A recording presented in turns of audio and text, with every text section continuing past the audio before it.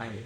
Assalamualaikum warahmatullahi wabarakatuh. Waalaikumsalam warahmatullahi Alhamdulillahirabbil alamin. Wa afdhalus salati wa atimmu taslimi ala sayyidil mursalin wa ala alihi wa ashabihi ajma'in. Allahumma ahrijna min dhulumatil wahm wa akrimna bi nuril fahm waftahna bi ma'rifatil ilmi wa sahhil akhlaqana bil hilmi waj'alna mimman yastami'una al-qawla fayattabi'una ahsana. Allahumma inni a'udzubika biwajhikal karim wasmikal azim minal kufri wal faqr. Allahumma na'udzubika minal ajzi wal kasal wal jubni wal bukhli wal haram wal qaswati wal ghaflati wal 'ilah wa dhillati wal maskanati wa a'udzubika minal faqri wal kufri wal fusuqi wasyiqaq wan nifaqi was sum'ah wal riya wa na'udzubika minas samami wal rakami wal jununi wal judam wal arasi was sayyi'il asqam. Amma ba'd.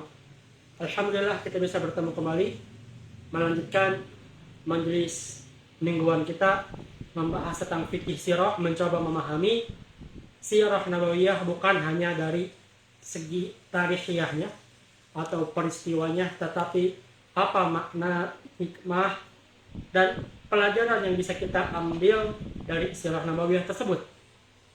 Sebelumnya kita telah membahas bagaimana kafir Quraisy melakukan perbuatan yang begitu keji kepada kaum muslimin. Di antaranya adalah mengembargo atau mengisolasi kaum muslimin, yang mana ini berlangsung kurang lebih selama 3 tahun, dari tahun 7 Hijriah sampai ke dari tahun 7 dari biasa dari diutusnya Nabi Muhammad SAW sampai tahun ke-10, yang mana ini membuat keadaan kaum muslimin begitu sempit, karena kita juga merasakan bagaimana susahnya ketika hidup kita diisolasi waktu dilanda oleh COVID pada tahun 2020 sampai 2022 atau 2021. Maka Nabi Muhammad SAW bersama kaum muslimin saat itu diisolasi di tanah kering kerontang, tidak mempunyai sumber daya alam yang begitu mumpuni, sampai bekal yang ada pada saat itu habis. Bahkan diriwayatkan bahwasanya Nabi Muhammad SAW dan para kaum muslimin itu memakan dedaunan hanya untuk bertahan hidup. Di samping daripada itu, ada satu keunikan yang mana Syekh Ramadan Al-Buti menuliskan kisah hijrahnya, awal hijratul Islam dan hisrul iktisadi atau di Nabi Muhammad SAW diisolasi bersama dengan hijrahnya pertama kali orang-orang muslim keluar itu. Ini secara timeline berbeda, karena isolasi ini di tahun 7 dari biasa dari diutusnya Nabi Muhammad SAW, sedangkan awal hijrah atau hijrah pertama kali dalam Islam itu di tahun kelima dari Nabi diutus. Jadi secara timeline harusnya dibahas awal hijrah dulu, setelah itu baru hisrul iktisadi. Tetapi Syekh Ramadan Al-Buti menyebutkan isolasi terlebih dahulu, hisrul iktisadi terlebih dahulu, baru setelah itu awal hijrah fil Islam. Maka seakan-akan Syekh Ramadan Al-Buti ingin memberitahukan kepada kita bagaimana suasana dan sempitnya, susahnya kondisi kaum muslimin saat itu, sehingga harus berhijrah. Karena awal hijrah dalam Islam ini bukan untuk lari dari kekejaman dan kebencian kaum kafir Quraisy, tetapi untuk menjaga nilai-nilai keislaman agar sejalan, senada, dan bisa diaplikasikan secara menyeluruh. Yang nanti kita akan bahas ini di ibrah wa idat atau di hikmah dan faidah. Maka tatkala Nabi Muhammad SAW memerintahkan para sahabatnya kaum muslimin untuk berhijrah, itu disebutkan bahwasanya Rasulullah SAW la yaqdiru ala ayyahmiyahum wa yamna'ahum mimma hum fihi. Bahwasanya Rasulullah SAW itu tidak mampu untuk melindungi kaum muslimin yang ada di Makkah saat itu agar terhindar dari siksaan, agar terhindar dari ancaman yang berada di Mekah saat itu. Karena keterbatasan beliau sebagai Rasulullah SAW yang hanya ada satu orang. Oleh karena itu Rasulullah SAW itu memerintahkan para kaum muslimin, maka berhijrah kalian, tafarraqu fa innallaha yajma'ukum. Maka berpencarlah. Nanti Allah akan satukan kembali. Fasala, maka para sahabat bertanya, kaum muslimin bertanya, fa aina nadhhab? Kita harus pergi kemana ya Rasulullah? Maka pergilah ke Habasyah. Law kharajtum ila ardil habasyati fa inna biha malakan la yadlimu 'indahu ahad wa hiya aradu sidqin hatta yaj'alallahu lakum farajan limma antum fihi. Maka pergilah ke Habasyah, karena di Habasyah itu ada seorang raja yang adil. Yang raja adil ini tidak akan menzalimi kalian, tidak akan memaksa kalian untuk berpindah agama, tidak akan memaksa kalian dan menghentikan kalian dari beribadah kepada Allah Subhanahu wa taala, dan tidak akan mengancam kalian di negaranya. Maka dari peristiwa ini, sebelum kita membahas faedah-faedah, kita akan membahas secara lebih dalam tentang sirah nabawiyah ini. Tentu kita mengetahui bahwasanya siksaan kaum Quraisy kepada muslimin itu begitu dahsyat. Mulai dari siksaan secara fisik ataupun non fisik, bahkan kesepakatan sosial untuk mengisolasi Bani Hashim dan Bani Muthalib. Maka secara natural kita bertanya-tanya, kenapa sih kaum Quraisy ini sebegitu dahsyatnya untuk menyiksa kaum muslimin? Maka kita akan tanyakan pada seorang ahlinya, fas'al ahla dzikri in kuntum la ta'lamun. Kita akan buka kitab Mawsu'ah Tarikh Islami karya Dr. Ahmad Syalabi, bahwasanya beliau menganalisa secara sosial kenapa bangsa Arab saat itu begitu dahsyat ancaman siksaannya kepada kaum muslimin dan Nabi Muhammad SAW.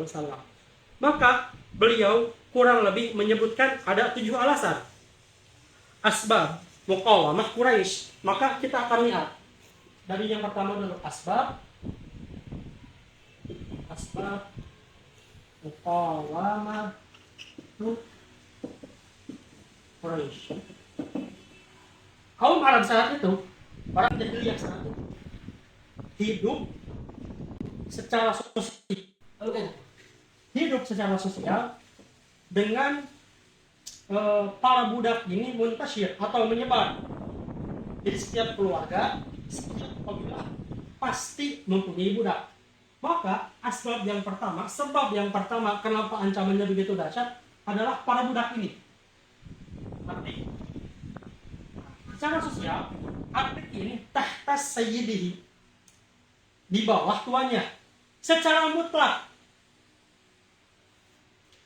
Tahta sayyidihi mutlak, maka seorang budak ini tidak mempunyai keinginan, tidak mempunyai atau tidak diberikan, lebih tepatnya itu, hak untuk berpikir, hak untuk berkeinginan, hak untuk menyukai sesuatu, hak untuk beragama, ataupun hak-hak yang lainnya.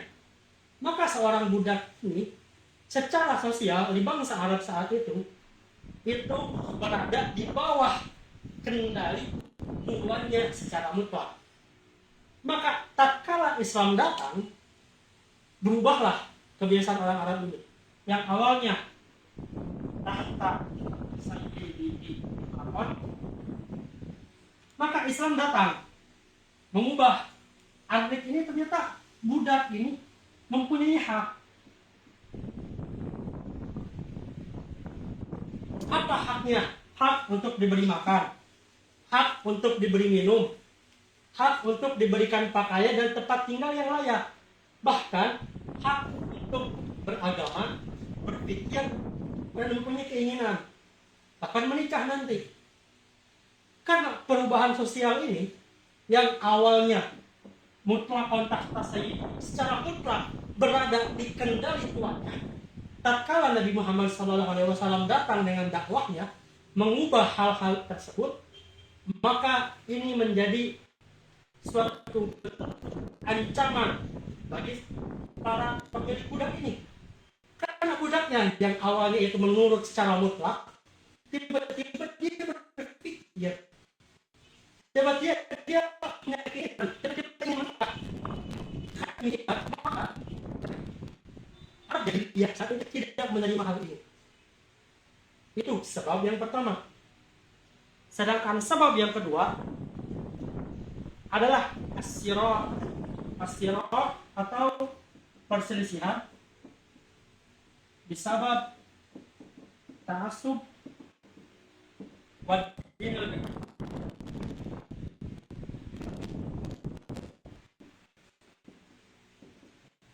Orang ini terkenal akan fanatismenya, terkenal akan kesukaannya.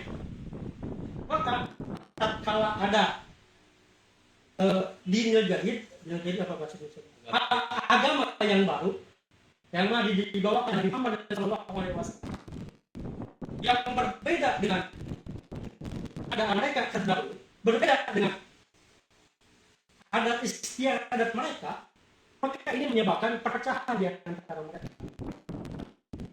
Salah satunya adalah yang mana menyembah autan, berhala, patung-patung sampah. Dan karena Nabi Muhammad SAW ternyata tidak berbeda.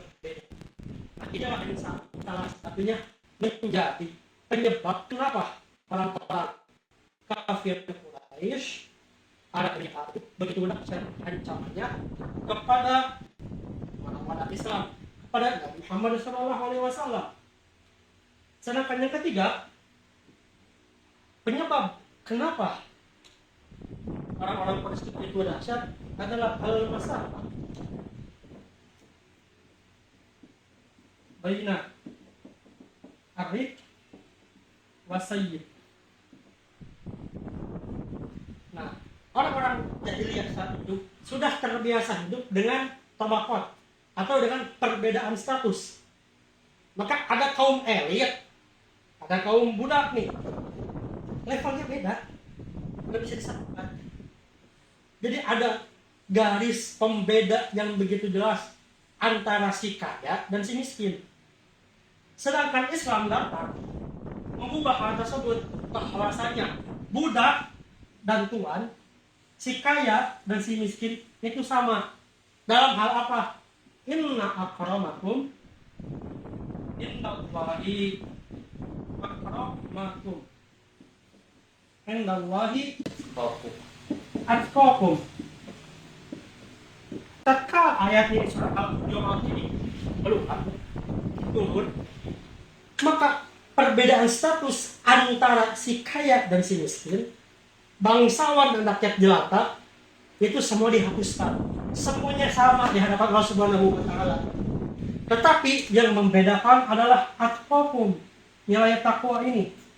Yang mana nilai takwa ini hak prerogatif hanya bisa dinilai oleh Allah Subhanahu wa Ta'ala dan membuka potensi bagi seorang budak bisa lebih mulia, bisa lebih tinggi derajatnya daripada seorang tuan. Maka seorang bangsawan yang biasanya ada di atas mendengar hal ini, oh, saya bisa lebih hina dari seorang budak.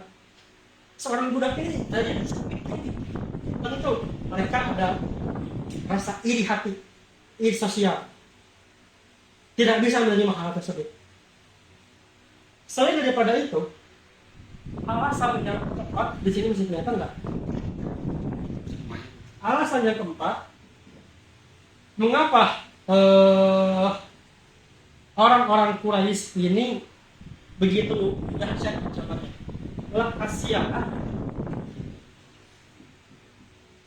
Asyidah al-qabaliyah wa tanafus alaiha. Orang-orang Quraisy ini, orang-orang Arab jahiliyah ini di Mekah khususnya, mereka hidup sesuai dengan kabilah-kabilah. Mereka itu termasuk dari rasa solidaritas antar sukunya ini tinggi, sehingga lebih atau bisa disebut fanatisme kesukuan.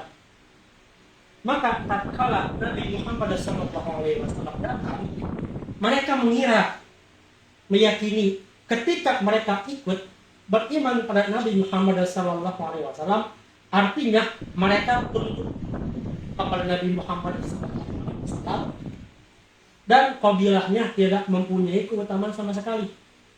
Tunduk secara politik.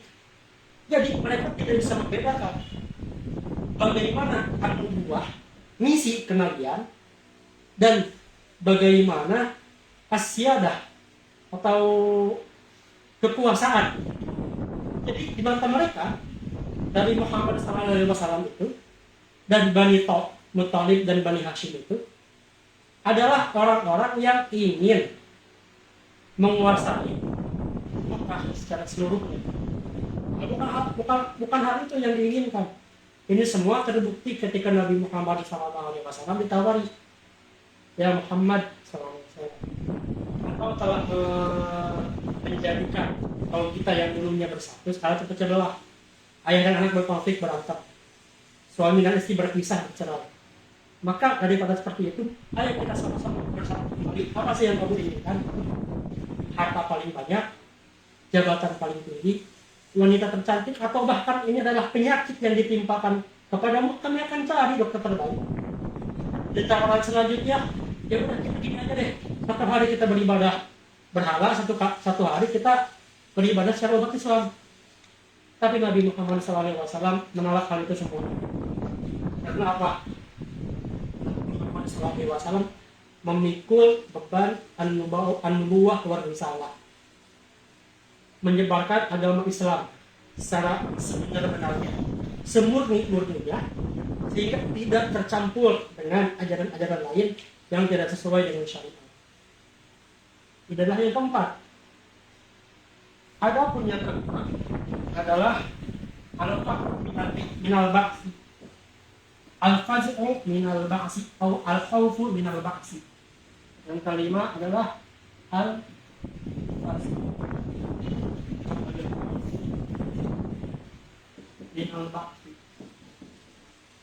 Orang-orang Arab jahiliyah yang saat itu sudah terbiasa hidup dalam fawaish atau dalam terbiasa berbuat buruk, terbiasa untuk merampas hak-hak yang lemah, tatkala mendengar surat Al-Qari'ah, wa man adraka mal Qari'ah, yawma yakunu an-nasu kal farashil mabthus wa takunu al-jibalu kal ahnil manfus, fa amma man thaqulat mawazinuhu fa huwa fi 'ishatin radiyah wa amma man khaffat mawazinuhu fa huwa fa ummuhu hawiyah, dan seterusnya. Mendengar bahwasanya ketika kita nanti meninggal akan dibangkitkan kembali untuk apa? Untuk dihisab dan dimintai pertanggungjawaban, maka mereka takut karena mereka tahu, mereka memahami bahwasanya selama ini mereka hidup dalam kezaliman. Mereka mengakui dalam hari nurani itu mereka berdosa.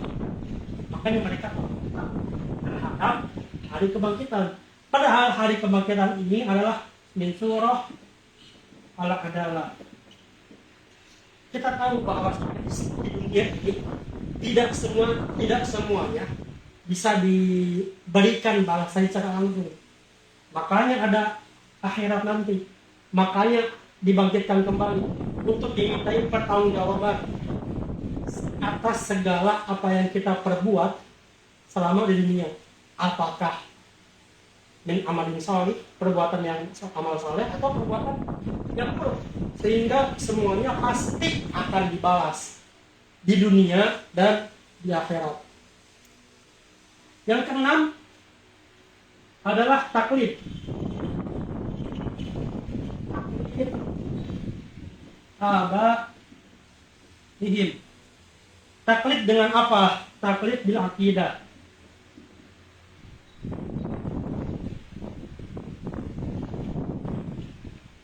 Kita tahu bahwasanya bangsa Arab jahiliyah itu dulu semuanya sebelum menyembah berhala adalah salah satu kaum yang tidak oleh Nabi Ismail alaihissalam, sehingga semuanya muslim. Tetapi tatkala zaman berganti, waktu cepat berganti, maka ada orang-orang yang membawa asnam, ausan, berhala untuk disembah. Yang mana namanya orang yang pertama kali membawa berhala untuk disembah adalah Amr bin Luhai, salah satu tokoh bangsa Arab, yang mana saat ini Amr bin Luhai melakukan ekspedisi atau keluar ke Syam. Maka di luar ini mereka melihat kok ada masyarakat yang menyembah patung. Maka ditanya, kenapa kamu menyembah mereka? Masyarakat ini menjawab, kami menyembah ini ketika kami menginginkan sesuatu. Maka tatkala kami ingin saja, kami meminta padanya dan turun hujan. Tatkala kami ingin meminta kemenangan dalam perang, kami meminta padanya dan turunlah kemenangan. Oh, bagus juga nih. Apa kurang lebih ya. Oke gitu. Kalau kayak gitu, boleh dong satu. Biar saya bawa pulang. Maka dibawalah pulang satu berhala yang bernama Hubal. Nah, di sanalah awal pertama kali dan asal muasal bagaimana Arab saat itu yang Muslim tapi berubah pada Tuhan atau beribadah menyembah patung berhala. Mereka siapa? Amr bin Luhai. Oleh karena itu ada hadis diriwayatkan dari Rasulullah SAW bahwasanya Amr bin Luhai ini ketika di neraka itu dia membawa isi perutnya, lebih menyeret isi perutnya. Kenapa? Karena dia membawa jasa dosa jariah, membawa berhala untuk diibadahi, untuk disembah oleh orang-orang jahiliyah. Sehingga asnam ini atau patung berhala itu sudah menjadi industri. Maka tatkala Hubal ini dan ausan ini dilarang, ada alasan begitu.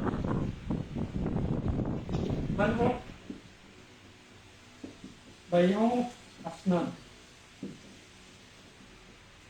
Nah, karena gak bisa menyembah berhala, maka tatkala mata pencahariannya untuk memperjualbelikan Tuhan, berhala saat ini dilarang. Itu menjadi salah satu sebab bagaimana kafir Quraisy ini begitu dahsyat ancamannya, siksaannya kepada muslimin. Inilah yang kurang lebih dituliskan oleh Dr. Ahmad Syalidi dalam kitabnya Mawsu'ah Tarikh Islami wa Hadaratul Islam secara sosial. Jadi bisa jadi benar, bisa jadi salah. Karena ini adalah ijtihad beliau tatkala disuguhkan suatu peristiwa. Kenapa sih orang-orang kafir Quraisy jahiliyah ini caranya begitu tega, dilalui Rabah, disiksa begitu sedemikian-rupa. Amir bin Yasir, Umayyah sampai meninggal dunia. Kenapa sih? Motifnya kenapa? Karena mengungkapkan manusia yang dulunya adalah bangsawan dengan kebangsawanannya dan budak tetap menjadi rakyat jelata, maka dia disebut sebagai manusia. Nah, tahta sayyidihi mutlaqan. Tapi itu semua berubah sehingga semuanya sama di sisi Allah Subhanahu wa taala dan lain sebagainya. Itulah salah satu 7 sebab kenapa orang-orang kafir Quraisy, Arab jahiliyah saat itu begitu dahsyat permusuhannya terhadap umat Islam. Nah, maka kita bisa memahami para budaknya itu disiksa, orang-orang kayanya, bangsawannya yang memeluk Islam itu diembargo, diisolasi. Maka karena hal tersebut terjadilah awal hijrah di Islam. Yang mana awal hijrah Islam ini terjadi di tahun ke-5 Hijriah. Sana Nah, salah minal bi'sah. Bukan hijriyah, dari kenabian, dari dakwah. Minal bi'sah. Kemana? Ke Habsyah. Kenapa harus Habsyah? Kenapa harus Habsyah? Karena ada Najasyi.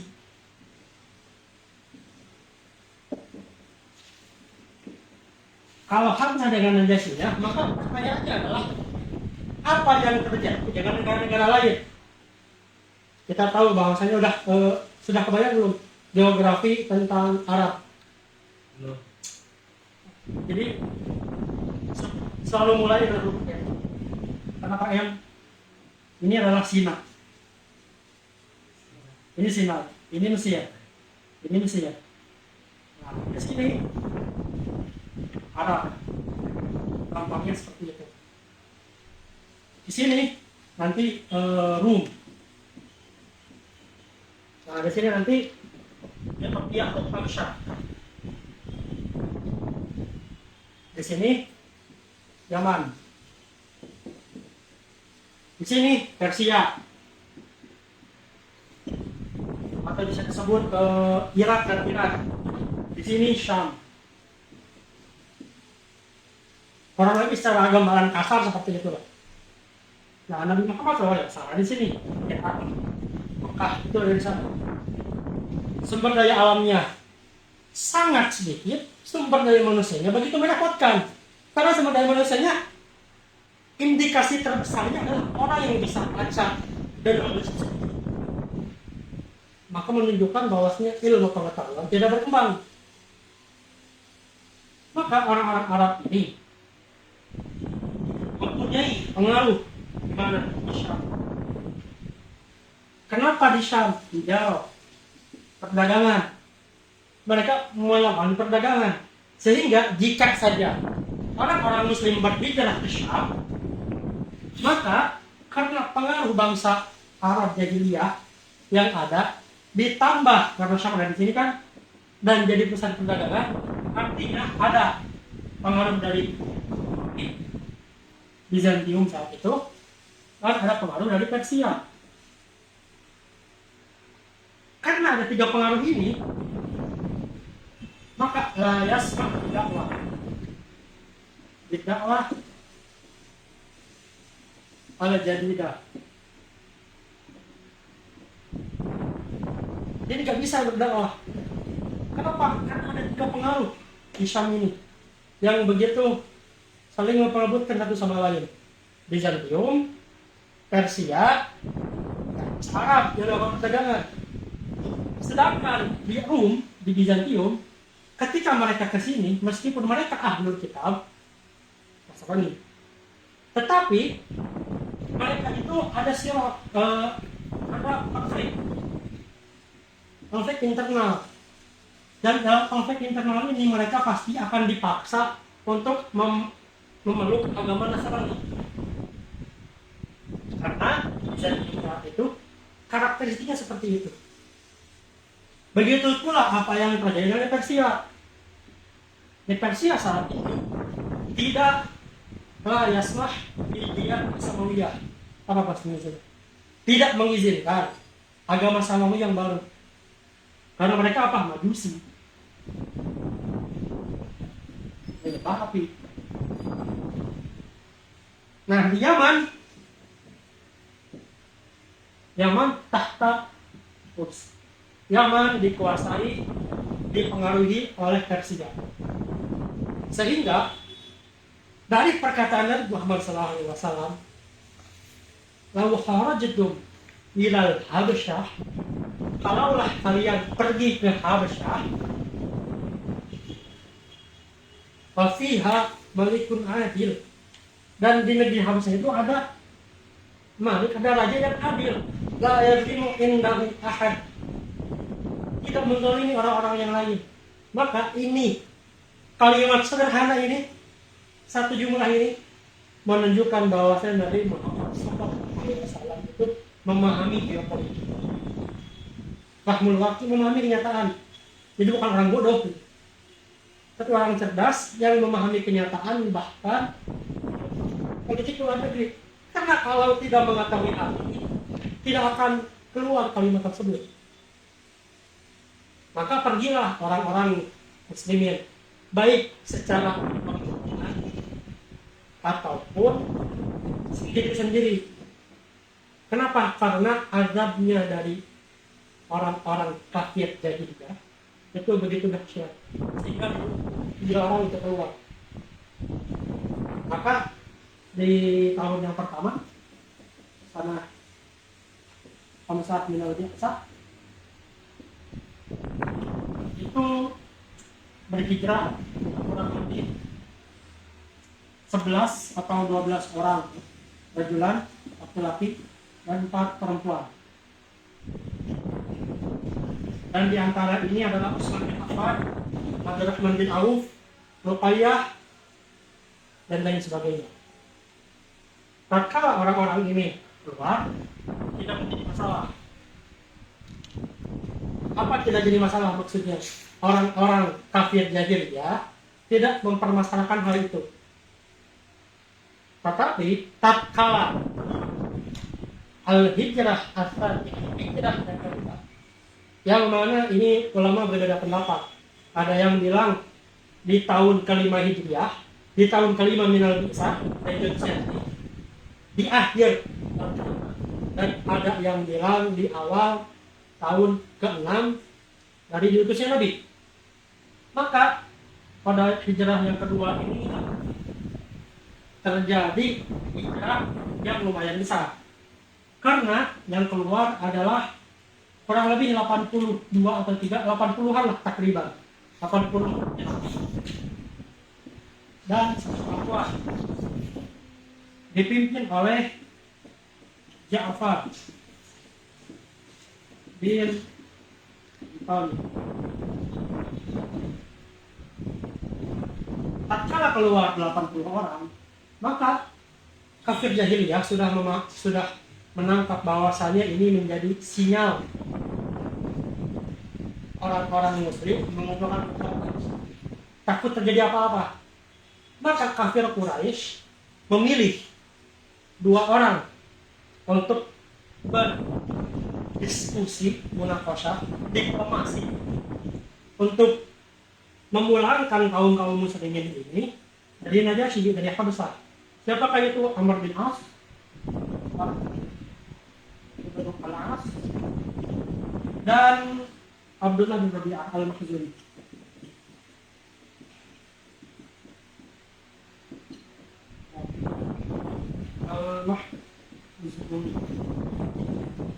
Nah, pertanyaannya, kenapa yang dijadikan pemimpin adalah Ja'far bin Abi Thalib, dan kenapa kafir Quraisy itu mengutus 2 orang ini? Maka ini tidak ada di kitab fikih sirah. Jadi fokus dulu ke sini. Nabi Muhammad SAW, karena beliau adalah Rasul, bersamaan dengan memiliki sifat fatonah, cerdas, tajam pemikirannya, maka memilih Ja'far bin Abi Thalib kurang lebih karena 2 hal. Yang pertama, karena kedudukan secara sosial Ja'far bin Abi Thalib dari Bani Thalib yang mana mempunyai kedudukan sosial yang tinggi, dan kefakihannya dalam ilmu agama yang nanti kita akan buktikan tatkala berdiskusi dengan Najasyi. Kalau Amr bin As yang saat itu belum Islam, karena beliau itu Islam di tahun 8 Hijriah, dan Abdullah bin Rabi'ah al-Makhzumi. Amr bin As ini adalah seorang pedagang ekspor impor, sehingga beliau itu secara diplomasi bagus, karena sering keluar negeri, jadi tahu keadaan-keadaan seperti apa, tahu apa yang diinginkan oleh Najasyi, memahami geopolitik, dibekali dengan Abdullah bin Rabi'ah al-Makhzumi, yang mana Abdullah bin Rabi'ah al-Makhzumi ini adalah salah satu orang yang kaya di kafir Quraisy. Maka kalau mereka pergi ke Najasyi untuk menawar muslimin ini agar pulang, mereka membawa hadiah yang begitu banyak. Nah, datanglah kedua orang ini ke Najasyi. An-Najasyi ini nama aslinya adalah Ashamah. Ashamah. Nah, tatkala dia datang, maka ditanya oleh Najasyi, Amr bin As, Abdullah bin Rabi'ah, ada keperluan apa? Oh, jadi gini, ternyata udah masuk ke bilad Habasyi, udah masuk ke wilayah yang sekalian. Kalau misalnya ada orang-orang Muslim, mereka itu orang-orang sesat. Jadi kalau orang-orang sesat ini kayaknya kita yang urus deh, pulangin aja deh ke Mekah, nanti kita yang urus. Dan mereka itu orang-orang Muslim ini sesuatu yang gila atau bisa. Udah suatu azim. Kalau kaulan azim kalau bahasa kitab ya, tapi maksudnya adalah sesuatu yang akan membuat takut, yang kira-kira akan kehilangan. Kalau dia sih, oh kayak gitu. Oke lah kalau kayak gitu, coba perwakilan dari kaum muslimin coba ke sini. Dipanggil lah perwakilan dari kaum muslim. Siapa yang menghadap? Ja'far bin Abi Thalib. Maka tatkala menghadap, Ja'far bin Abi Thalib ditanya, kamu muslim? Ya. Terus kenapa kamu di sini? Kamu itu tidak mempercayai akidah orang-orang Mekah, tidak juga masuk ke agama saya yang berlaku di wilayah saya. Sebenarnya kamu ini ngapain sih? Kenapa harus memeluk agama yang baru, agama Islam? Maka di kitab itu, di kitab fikih sirah itu, kunna ummatan jahiliyah, bahwasanya kami dan umat jahiliyah. Terus umat jahiliyah itu ngapain? Berbuat dolim, memutus tali silaturahmi, berbuat fahisyah, berbuat keburukan-keburukan, kejadian-kejadian. Hukum rimba berlaku. Datanglah satu orang yang kami tahu nasabnya, kami tahu kejujurannya, kami tahu bagaimana dia amanatnya. Orang ini sifat, kalau bahasa kita, orang ini terpercaya, punya integritas yang tinggi. Dia mengajak kami untuk untuk masuk Islam, menyembah Allah Subhanahu wa Ta'ala, dan menyambungkan silaturahmi, tidak berbuat fahisyah dan lain sebagainya. Maka secara sosial Ja'far belum menjelaskan tentang akidahnya, tetapi menjelaskan tentang fakta-fakta secara sosial, bahwasanya umat jahiliyah dulu ini sosialnya banget kayak gini loh. Zalim kemana-mana, suatu yot di mana-mana, riba di mana-mana, membunuh anak perempuan dan sebagainya. Tiba-tiba ada seorang datang yang mana orang ini terpercaya, integritasnya tinggi, nasabnya, artinya nasabnya itu bagus, itu bukan cuma nasabnya bagus ya, bukan cuma para habaib, tapi mempunyai darah bangsawan yang bisa dipercaya. Gitu gambarannya. Mengajak kami untuk masuk Islam, dan secara sosial memerintahkan kami untuk menyambung silaturahmi dan berbuat baik. Orang kuat harus menolong orang yang lemah dan lain sebagainya. Dari itu saja sudah membuka pemikiran. Iya juga ya, dari para yang mana jahiliyah, kunna umatan jahiliyah ini adalah ini yang dibawakan oleh Amr bin As dan Abdullah bin Rabi'ah al-Makhzumi. Secara gambarannya kurang lebih, jadi nyindir lah kurang lebih, sarkas waktu itu. Oke, kalau secara sosial fakta seperti itu, lalu ada jasad. Terus katanya ada sesuatu yang berbeda tentang Nabi Isa alaihissalam, bahwasanya Nabi Isa adalah Tuhan di agamaku. Lalu bagaimanakah menurut agamamu? Kata membaca surat Al-Maryam,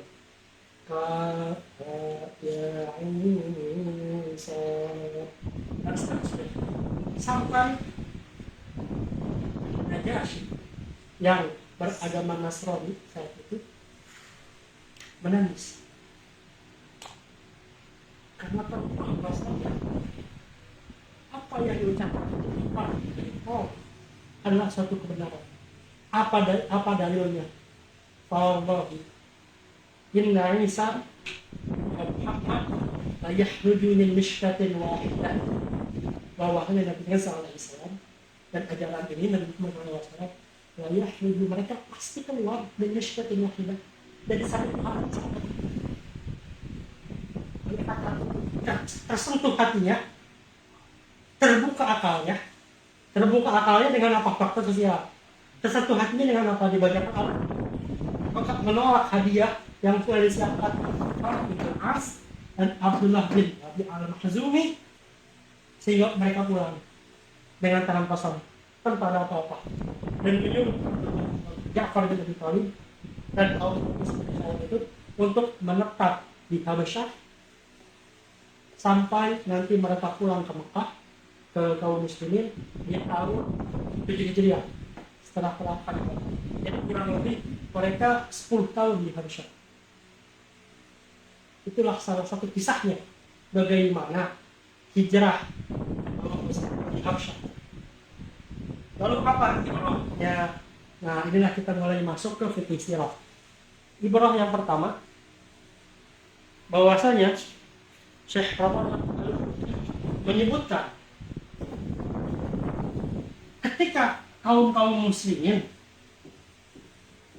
disiksa, diazab, dan kita dalam keadaan sempit di Mekah saat itu, tetapi ada satu hal yang perlu kita teladani, perlu kita catat. Apa itu? At-tamassuk bid-din.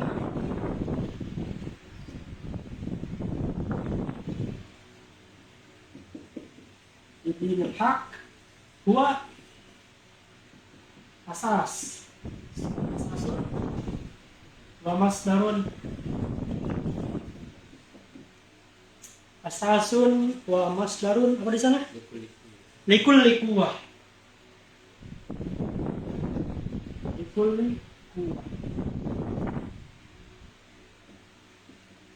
Bahwasanya seseorang yang mempunyai prinsip teguh untuk memegang agama, maka itulah asal bagaimana kekuatan ini bisa terbangun, tersusun, yang nanti akan mengalahkan Bizantium dan Persia. Oleh karena itu, at-tamassuk bid-dinil haq wal asasul masdarul kulli quwwah ini bisa kita lihat secara nyata ketika di perang pada Ghazwatul Badr dan di perang Uhud.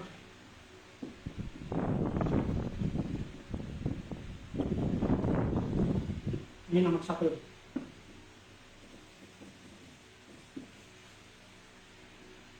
Di perang Badar terjadi kapan? 2 Hijriah. 12 Ramadan tahun 2 Hijriah. Sumur yang dekat dengan Badar. Yang mana saat itu kaum muslimin menghadapi kafir jahiliyah yang berjumlah 1000 orang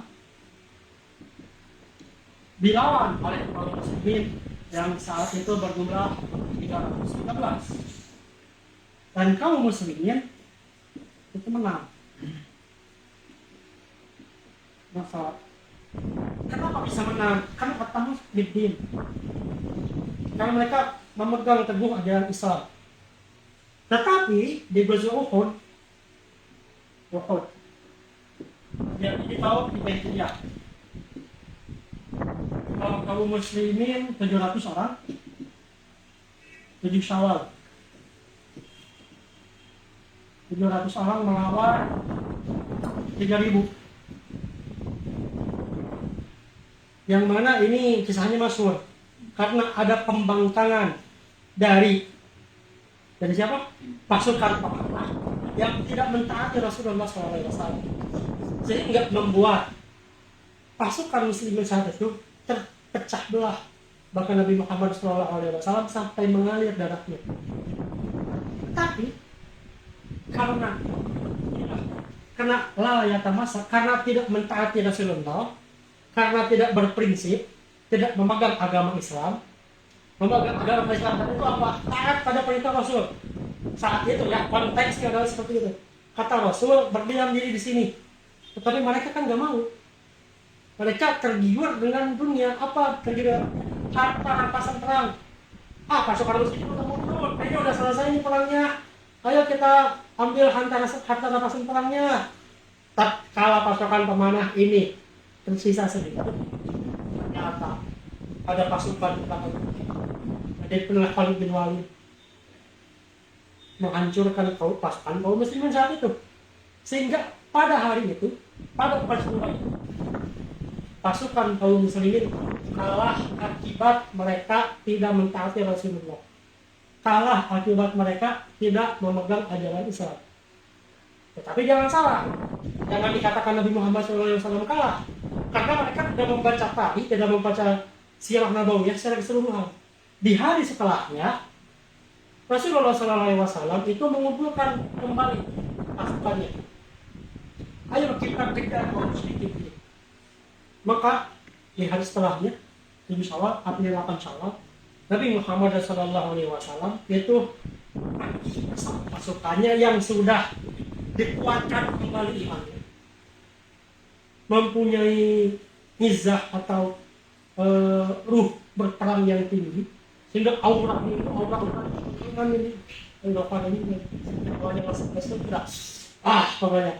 melihat kali ini pengintai kafir Quraisy melihat pasukan Nabi melaporkan kepada Abu Sufyan,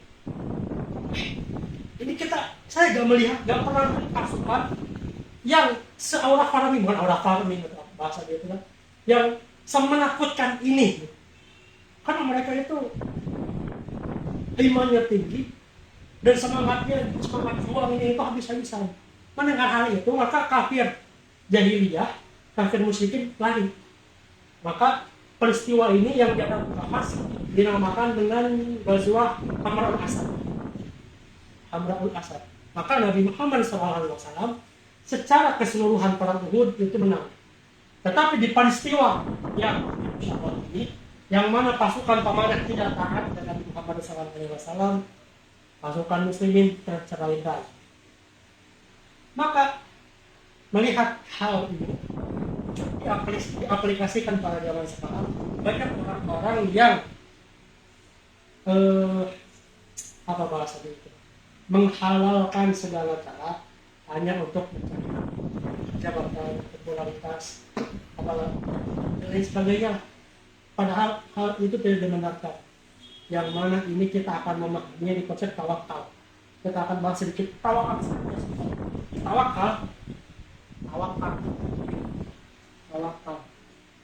Karena ini termasuk di dunia hak itu paling terasa itu di dalam konsep tawakal. Tawakal. Saya ingin fokus dalam tawakal ini dalam 3 poin. Tawakal.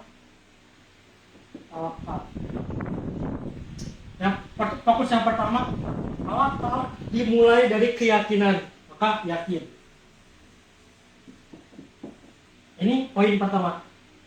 Poin yang kedua, tawakal di follow up dengan as-sa'id atau ahdul asbab. Kalau kita sebut usaha,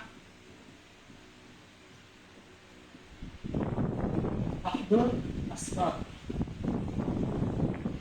Biasanya orang membahas 2 hal ini, 2 poin ini, tapi ada yang ketiga. Apa? Tauhid.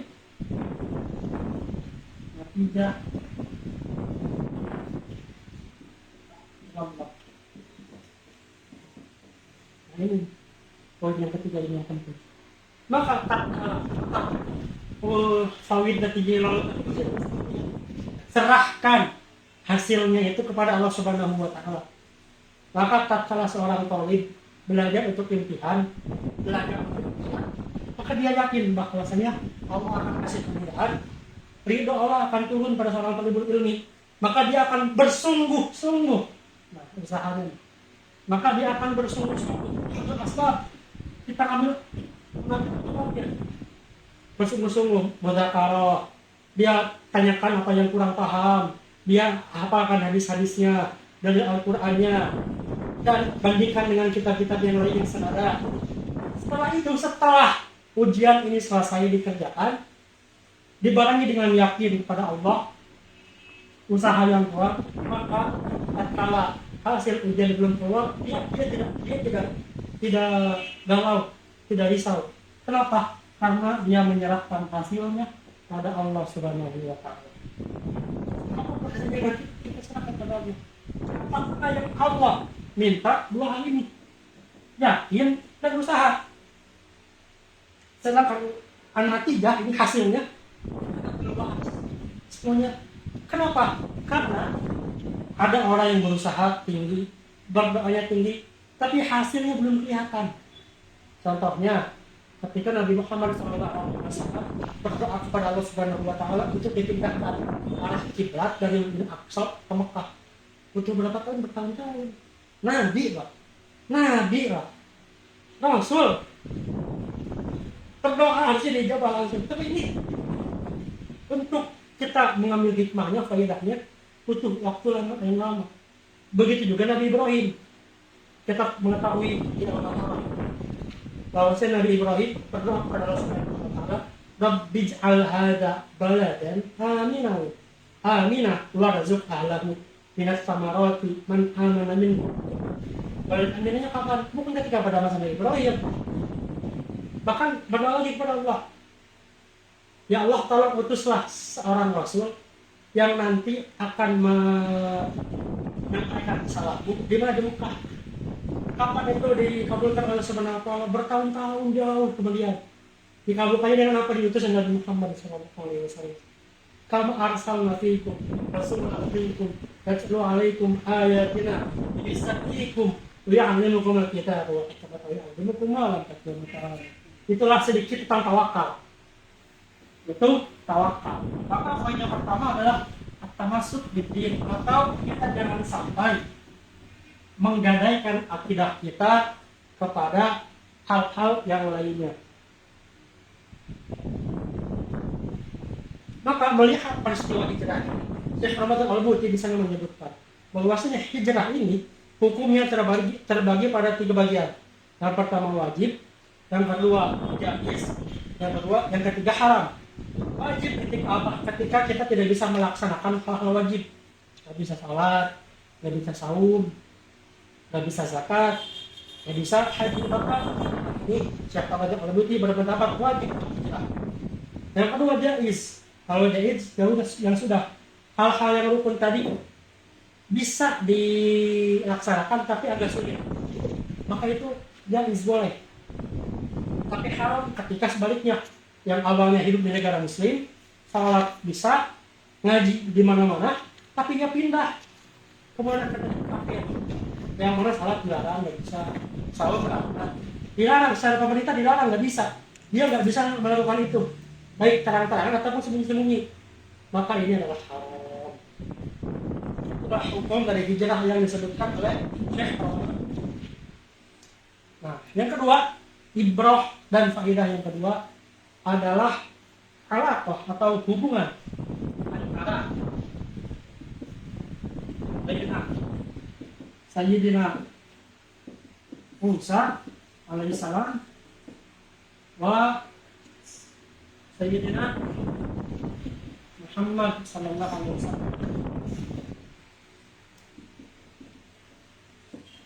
Yang mana hubungan antara Nabi Isa alaihissalam dan Muhammad sallallahu alaihi wasallam ini kita bisa mengambil pelajaran peristiwanya dari apa yang dikatakan di Yasi, bahwa Nabi Isa dan Nabi Muhammad sallallahu alaihi wasallam ini layak rujuk min syaitan. Maka di sini turunnya adalah Najasi atau kita sebut Asamah, itu adalah dia seorang Nasrani, seorang ahli kitab yang muhrisan yang dia benar. Artinya apa? Penyimpangan dari ajaran itu sedikit. sebagaimana kita tahu kitab-kitab samawiyah yang pasti dijaga oleh Allah Subhanahu wa taala sampai hari kiamat. Al-Qur'an. Apa ayatnya? Inna nahnu nazzalna dzikra wa inna lahu lahafidun. Maka dari hal ini kita akan melihat bahwasanya kitab-kitab yang lain itu berubah. Talmud berubah. Tapi kita akan membahas itu lain kali karena akan panjang. Karena ini kalau kita sebut dengan Islam, kita akan bahas sejarah kitab Kristen yang paling bisa menjadi sandaran dan dalil utama adalah pertanyaannya dari kitab Nasrani Talmud ini dan yang lainnya ini bahasa aslinya itu dulu deh, dari kita berangkat dari sana dulu. Al-Quran dari dulu sampai sekarang bahasa aslinya tetap Arab. Ayatnya tetap sendiri. Awalnya tetap Al-Fatihah. Ditutup dengan surat An-Nas, tetap semuanya sama meskipun berbeda qiraat. Karena berbeda qiraat ini ada kaidahnya tersendiri. Ada yang dilawat duha, ada yang dilawat duha. Bahkan ada yang dominya berbeda. Ada yang hurufnya berbeda. Innallaha Raufur Rahim. Satu huruf berbeda. Ada yang wa yukaffir ankum sayiatikum. Ini saya menukil dari kitab Ulumul Quran oleh Syekh Muhammad Nuri kita bahwasanya qiraat ini ada beberapa hal yang menjadi kaidah. Yang pertama ittasal sanadnya. Sanadnya itu bersambung dengan Nabi Muhammad SAW. Yang kedua adalah bisa dipertanggungjawabkan secara gramatikal bahasa Arab. Yang ketiga adalah bisa ditulis kurang lebih di kitab Al-Quran karya Syekh Muhammad Nuruddin kita. Beliau wafat minta rahmatullahi taala tahun 2020 tidak salah. Rekaman ada mau belajar rekamannya ada insyaallah. Nah, maka An-Najasi ini seorang Kristen yang murni yang masih memegang pada ajaran-ajaran yang sesuai atau mu'zamhum Yasdiku biasa Ibnu Maryam. Dan maka oleh karena itu disebutkan bahwa Najasi ini atau Ashab ini masuk Islam dengan dalil apa? Dengan dalil bahwa Nabi Muhammad SAW tatkala Najasi meninggal beliau melakukan salat beliau. Apa itu nanti kita akan membedah hal ini secara lebih terperinci nanti karena ini nanti akan menurunkan hukum-hukum fikih yang berbeda. Jika ikhtilafnya, kalau misalnya ini tidak Muslim, Nasrani apakah kita dan lain sebagainya. Ini nanti terjadinya banyak. Nah, yang ketiga adalah jawazu lil muslimin ayadkhulu fi himayati ghairil muslim. Bolehnya jawaz muslimin ayadkhulu fi himayah ghairil muslim. Jadi seorang muslim itu boleh berlindung kepada orang yang kafir atau orang selain muslim. Seperti yang dilakukan oleh Nabi Muhammad SAW dilindungi oleh Bani Muthalib dan lain sebagainya. Dengan syarat, maka sahabat Abu Bakar bisa menyebutkan kurang lebih 3 syaratnya. La yastazimu idraran bid'awatil islamiyah. Tidak mewajibkan atau tidak tidak memudaratkan, tidak menahankan, tidak menghalangi dakwah Islam. Itu yang terakhir. Itu yang pertama. Yang kedua, la yataghayyar bi ahkami diniyah. Tidak menghapus atau merubah ajaran-ajaran Islam.